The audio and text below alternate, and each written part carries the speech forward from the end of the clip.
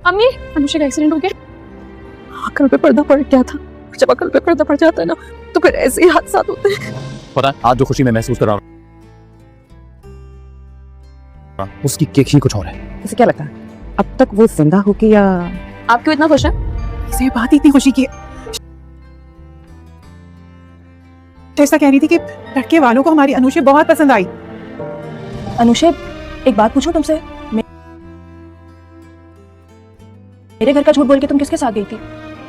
क्यों किया तुमने ये? मोहब्बत हो गई थी मुझे उससे। कहा था ना मैंने, मोहब्बत का दूसरा नाम बर्बादी है।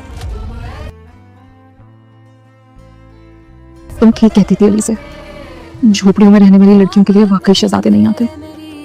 ख्वाब टूटते हैं तो किचियां बहुत ज्यादा तकलीफ देती हैं। कि मैंने क्या कर दिया है? एक ख्वाब का पीछा करते करते सब कुछ कमा दिया है। महरों की बहन अपने वालदा को बताने आती है कि महरों का एक्सीडेंट हो गया और वो दोनों भागते फूलते उनकी मदद के लिए जाते हैं। हम देखते हैं वो परेशान है और हालत बेहतरीन ठीक है, जख्मी हालत में थी, लेकिन उसने जब पूछा गया तो क्या हुआ, उसने कहा कि मेरी तो किस्मत ही बहुत ख़राब है जिसकी वजह से मेरा एक्सीडेंट होता है। क्योंकि दूसरी तरफ जो उसका हस्बैंड है वो किसी और के साथ वो प्लानिंग कर रहा होता है कि इसको कैसे अब मैंने बदला लेना है, तो उस प्लानिंग के साथ वो अपना तमाम जो है ना वो बता देता है।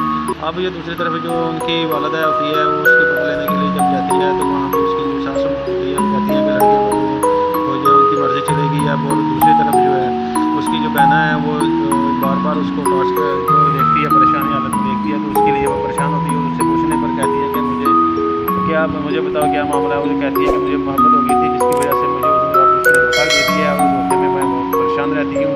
तो इसी के साथ हमारे चैनल को